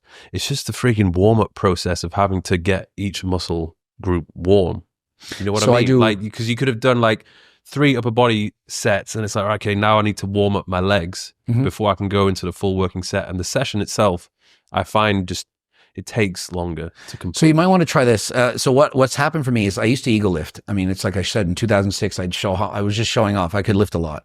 I've gotten rid of the ego. Now I'm like into the slower lifting, like slow eccentric with the pause and the stretch and the squeeze, higher reps. I only need 1 warm-up set. So I do an hour on the bike. I'm warm. There's like, I'm done. You always do an hour on the bike. Well, sometimes if I'm lacking time, I might do only 30 minutes. And then I kind of feel guilty because I'm like, I'm training for bike don't you think racing. that's going to like negatively impact the session though? I don't care though. See, I'm a bike rider who happens to have muscle. Okay. Versus I was a bodybuilder that did cardio before a show because I'm trying to get ripped. And I just did. And I was like, I'm 40. Like I said, I got to stop taking gear, you know, and I went from being an open class type bodybuilder, taking as much steroids as I could possibly take, to now I'm in classic. I have to lose 8 to 10 pounds of muscle. So now my cycle is like tiny because if I take any more, I won't make the weight class. And then I'm like, I really need to stop all this because I'm older and I want to be healthy. And I'm like, I just feel like I'm making stupid choices. And so I switched to obviously I'm doing HRT now and I talk about everything I'm taking all the time. And I said, I got to do more cardio. And I used to just be... To look after your heart. Yeah, like I never had like horrible blood work where it was like, okay, you're going to die if you don't do this. But I like when you just finished doing test and trend, my cholesterol, HDL, LDL ratio was bad. My liver enzymes was bad. I'm like, why am I doing this? I'm like, I can't keep doing this forever. I'm like, I've gone as far as I can go in bodybuilding. I need to just switch to something else. So I switched the excitement from training for bodybuilding as well as powerlifting because I try to set like a world record or something. It's fun. Like every day you go to the gym, you're trying to get your bench press up or whatever, to bike racing. So I started like, I suck. I'm here. But then every day I was getting, you said there's newbie gains. I'm telling you, I could go twice as fast. Like it was, you improve really quick. And so it's like me with the 5K. Like I do a couple 5Ks and all of a sudden you're actually not that bad. Oh yeah, like every week you're down a minute in your time. It's like or more. It's fun, but then it just gets really hard. Yeah. So yeah, I don't even know what the start of that question was, but I'm doing a lot of biking. Your routine, yeah. Yeah, so I mean, on the days where I don't lift weights, I'll race on a bike.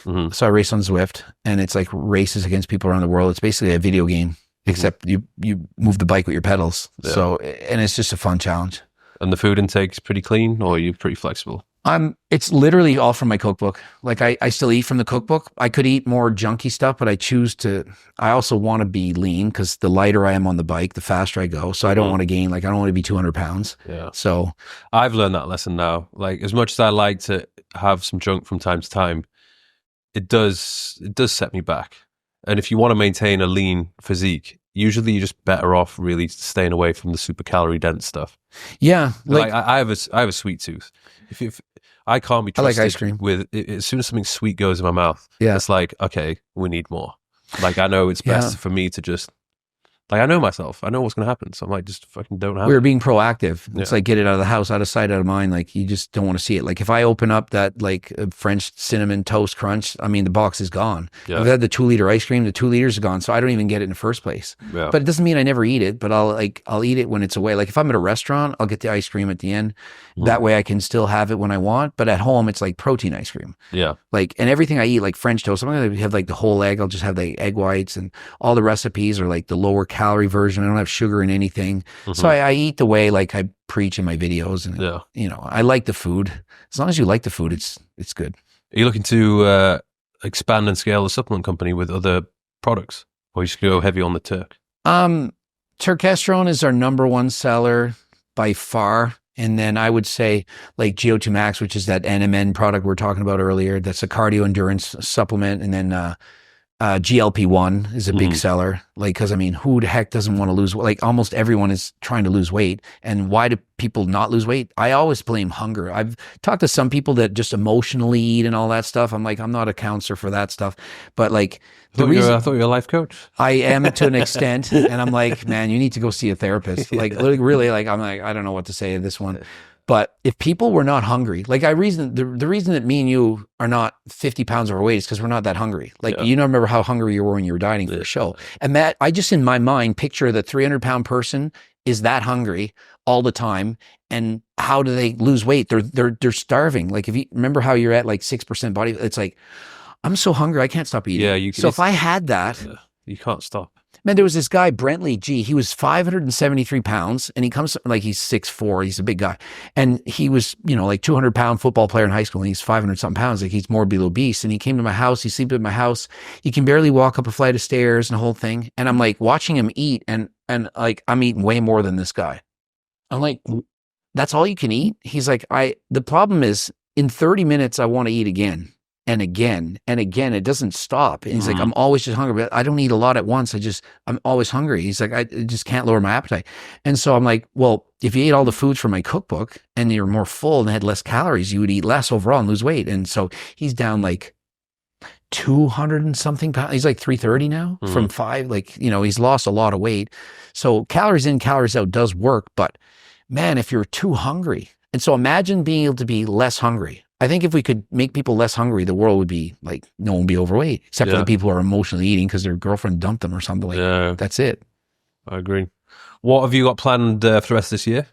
Any new projects or just keep doing what you're doing? What have I planned? I haven't really planned. I'm a guy who is in the moment. Like we were talking about, like, what are we doing tomorrow? I'm like, I haven't even thought of that. Like even this video, like this meeting you, I'm like, I'm at a pool. I'm here. I'm doing like, I do one thing at a time and I'm excited. Like the trip to Dubai, I didn't even think to the trip to Dubai till I got on the plane. Like I'm excited for right now at this moment. So I don't look forward to anything. I'm looking forward to this moment right now and be present in the moment. Like I don't have this big thing coming up down the road. I'm excited every single day is fun for me. Is there anything you want to do that you've not done yet? Actually, I had this thought the other day, and there isn't anything that I could list because if it was, I would just do it. Like, why not? Yeah.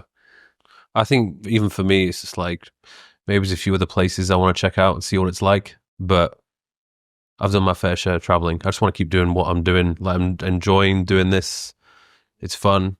whatever I'm doing at that point, if I'm enjoying it, I'll keep doing it. If I start to lose enjoyment for it, then I'll just go do something else. Like, wouldn't it be fun if you could just say, if I asked you this question, you're like, and you listed your top 5 things, and you'd be like, what do you suggest I do in life? I'd be like, the top 5 things in that order. I have none of these things, but that's a good thing. I think I've already done as much as I would imagine doing. So there's no thing I need to do. I'm happy now. I'm content. Yeah. Like, everything is great in my life. So I don't need anything specific. Yeah. Everything that happens is just gravy. It's icing on the cake. Just permission to go into the States, and then everything will be good. That would be a bonus. I definitely would want to do those things, but if I can't, I'm like, I got to go for a year. Yeah. You know what I mean? I had that experience. Yeah.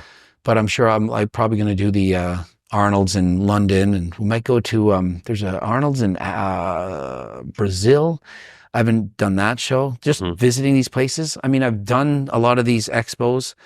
Like, have you been to expos like the Olympia or the Arnold's? Yeah, but it's been a while. I remember I did the first. I did Body Power in the UK a couple of times. This was before I had much of a following at all. So it was a very different experience then, because this was like EHP Labs. This is a long time ago. Yeah. I remember like being on their stand, like nobody would kind of come up to me or say anything. And then now if I go to an expo, it's like a completely different experience, because I'm going to get hounded by people. Oh yeah. Like, the first time I ever did it, after the day was done, it was such a like dopamine high of like, when you hear 100 people say that you changed their lives, or you helped them so much, or their dad was going to die and they bought the book and they lost weight. And it's like, all day you hear such like the biggest, like, most people would have what I experienced in one day in their entire life spread out of compliments, and I'm getting it in like 8 hours.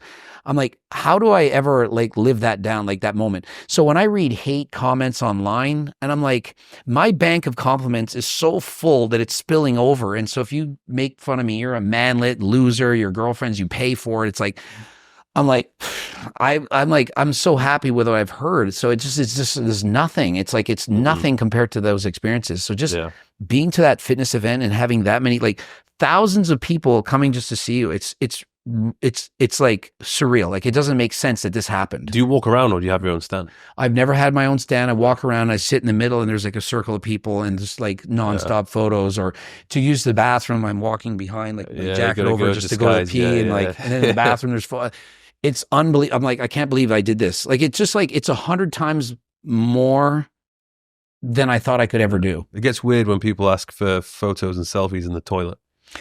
I mean, I'm so used, it's not, to me, it's not even weird anymore. Like, it's just like, I just appreciate the fact that they're that excited. And I'm thinking, for every person that does that, there's how many, 5 that are too shy to do it. So if you go to a gym, like anytime I go to a new gym, like even in Halifax, if I go to a new gym, I'm sitting on the bike in the first like 30 minutes, it's quiet.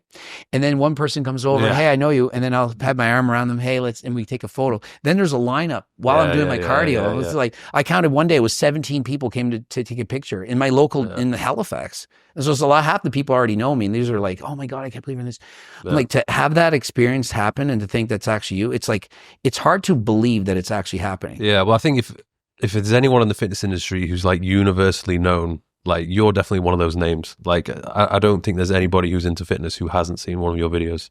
And so if you go to a gym, like, you're going to find, like at the hotels I go to when I travel, there's some, but like if it's a fitness event, like when I went to China, oh my goodness, like I'm on a billboard 30 feet tall, and I'm like, geez, I got this, and they got security team around me, and I'm like, this is for me. It's like, it just, because I was like, my fame came at a much older age.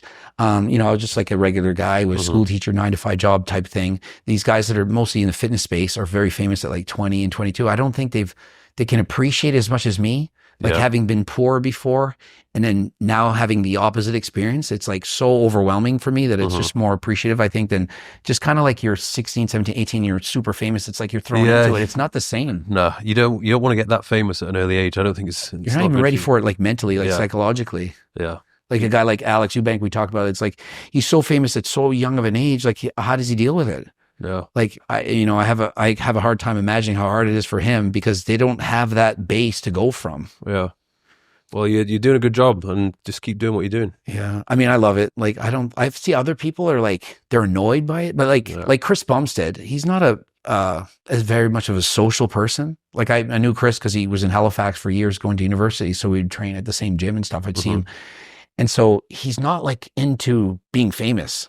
Yeah. Like it's not for him. Like he made a video once. He's like, I'm at the gym. I'm just like a normal guy. Imagine people coming up and talking to you at the gym. He's like, and he's so famous. The most famous. So as good as I feel, he's like 10x or more than I am. So I'm like, man, imagine, and not being into it. Like, because a lot of people are like, be careful what you wish for. You wish to be famous and successful, then your whole life is over. Like some of these guys need bodyguards just to walk around. You can't do normal things. By the way, is your Instagram shadow banned? Yes. Why?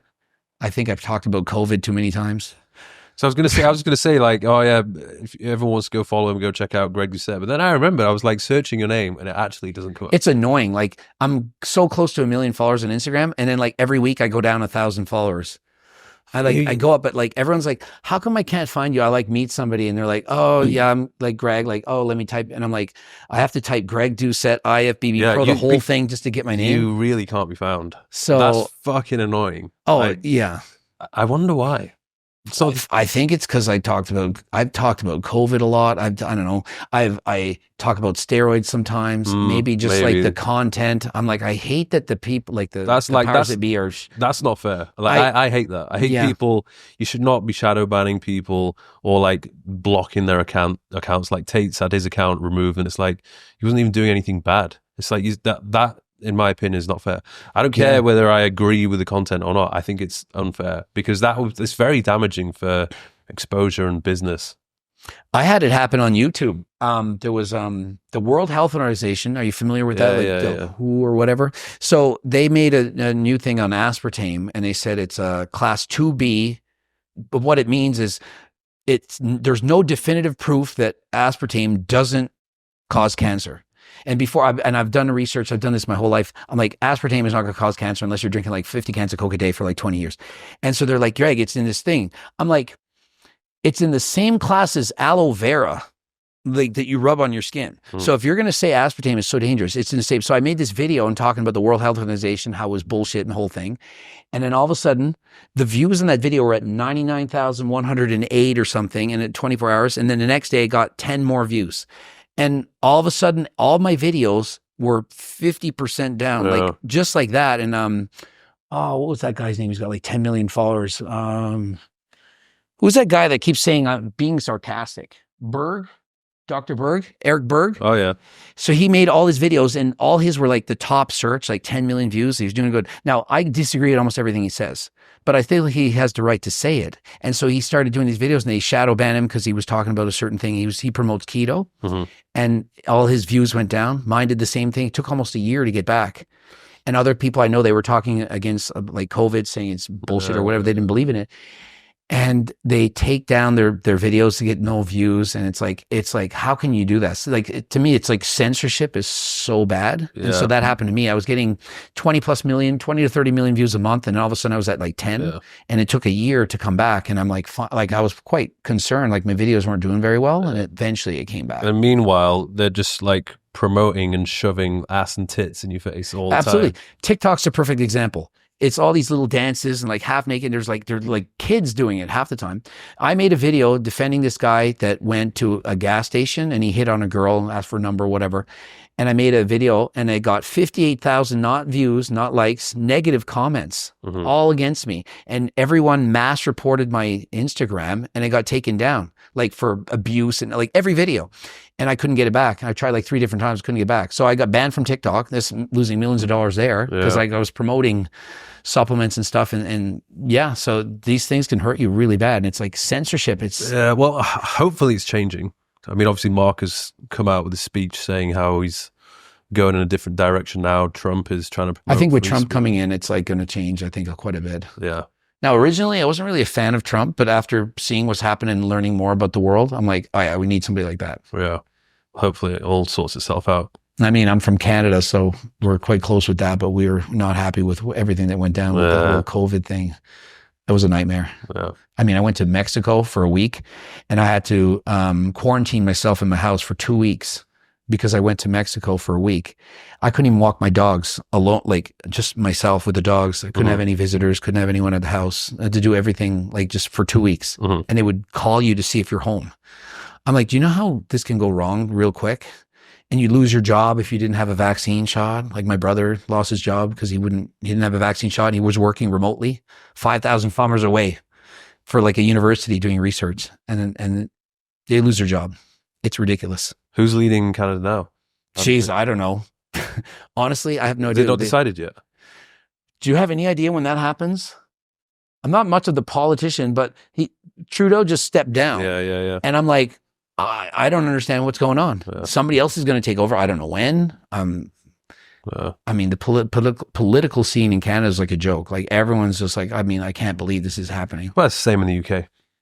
That's why. And I'm not familiar with that at all. Yeah. I'm not big on politics. It's quite hard to do your research and get fully into it to a point where you can actually talk about the topic. Yeah. Like you're probably better off just making the YouTube videos and racking in the money. Instead of being a politician and giving your view on that. It can be frustrating to see what's going on. Yeah. Awesome. That was good. I enjoyed that. Thank you very much for coming on. Where can people find you? YouTube, Greg Doucette, or just type Coach Greg, and Instagram, Greg Doucette, IFBB Pro. Yeah, you got to type the whole thing in. Yeah, absolutely. You can get me there. Eventually, I'll be probably unshadow banned, I would assume. Yeah, and then we'll hit that one. Eventually. Yeah, hopefully. Awesome, man. Appreciate it. Yeah.